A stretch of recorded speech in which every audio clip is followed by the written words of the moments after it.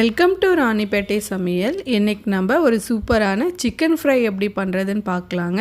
அதுக்கு முன்னாடி நம்ம சேனலை சப்ஸ்கிரைப் பண்ணாதவங்க சப்ஸ்கிரைப் பண்ணிக்கோங்க. பக்கத்தில் இருக்கிற பெல் ஐக்கானை கிளிக் பண்ணிட்டீங்கன்னா நாங்கள் வீடியோ போட்ட உடனே உங்களுக்கு நோட்டிஃபிகேஷன் வரும். நான் 3/4 கிலோ சிக்கன் எடுத்திருக்கேன். இப்போ இது நல்லா மசாலாலாம் போட்டு ஊற வச்சிடலாம். அதுக்கு ஒரு 4 டீஸ்பூன் அளவுக்கு தயிர் சேர்த்தோம்னா சிக்கன் நல்லா சாஃப்ட் ஆகிடும். மசாலாலாம் உள்ளே நல்லா இறங்கும். அடுத்தது சில்லி பவுடர் 1 டீஸ்பூன் அளவுக்கு சேர்க்குறேன். அடுத்தது மஞ்சள் தூள் ஒரு அரை டீஸ்பூன் சேர்க்குறேன். அடுத்தது கறி மசாலா. இந்த மசாலா சேர்க்கும் போது சிக்கன் நல்லா ஃப்ளேவர்ஃபுல்லாக இருக்குது, ரொம்ப டேஸ்ட்டும் ரொம்ப நல்லா இருக்குது. இப்போ இதை எல்லாத்தையும் நல்லா மிக்ஸ் பண்ணி வச்சிடலாம். இப்போது இந்த சிக்கனுக்கு தேவையான சால்ட் நான் சேர்க்குறேன். இந்த சால்ட்டையும் இந்த சிக்கனோட நல்லா மிக்ஸ் பண்ணி எடுத்துக்கிட்டோம்னா சிக்கனுக்குள்ளே சால்ட் நல்லா இறங்கிடும். இப்போ மசாலா எல்லாம் சிக்கனோட நல்லா மிக்ஸ் பண்ணியாச்சு. இதை மினிமம் ஒரு அரை மணி நேரமாவது நல்லா ஊற வச்சு எடுத்துக்கலாம். இப்போ ஒரு பேனில் ஆயில் போட்டு காய வச்சுருக்கேன். இப்போ இதோட பட்டை, கிராம்பு, ஏலக்காய், சோம்பு இது 4ஐயும் நான் சேர்க்குறேன். இதுதான் தாளிப்புக்கு நான் சேர்த்துருக்கேன். இப்போ இது பொரியிற வரைக்கும் வெயிட் பண்ணலாம். அடுத்தது கருவேப்பிலை சேர்க்குறேன். அடுத்தது பொடியாக நறுக்குன வெங்காயம் ஒரு 100 கிராம் அளவுக்கு சேர்க்குறேன். இப்போ இதை நல்லா வதக்கி எடுத்துக்கலாம். இப்போ இதோட ஒரு 2 காஞ்ச மிளகாய் முழுசாகவே நான் சேர்க்குறேன். காஞ்ச மிளகாய் நல்ல ஒரு ஃப்ளேவரை கொடுக்கும் இந்த சிக்கனுக்கு. இப்போ இதை நல்லா வதக்கி எடுத்துக்கலாம்.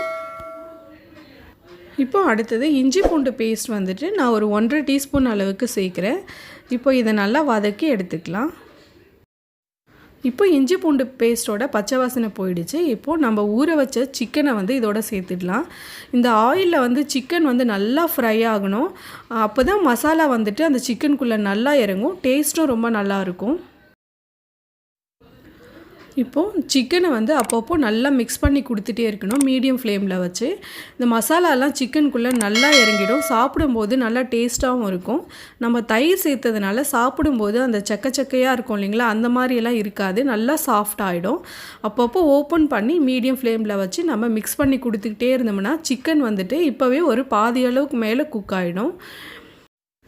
இந்த சிக்கன் தொக்கு மாதிரியும் இருக்காது, ரொம்ப ட்ரையாகவும் இருக்காது, கொஞ்சம் லைட்டாக தொக்கு இருக்கும். அதோடு அந்த சிக்கன் எடுத்து சாப்பிடும்போது டேஸ்ட்டு ரொம்ப நல்லாயிருக்கும். இப்போ குழம்பு மிளகாத்தூள் நான் ஒரு அரை டீஸ்பூன் அளவுக்கு சேர்க்குறேன். அடுத்தது மிளகுத்தூள் ஒரு அரை டீஸ்பூன் அளவுக்கு நான் சேர்க்குறேன்.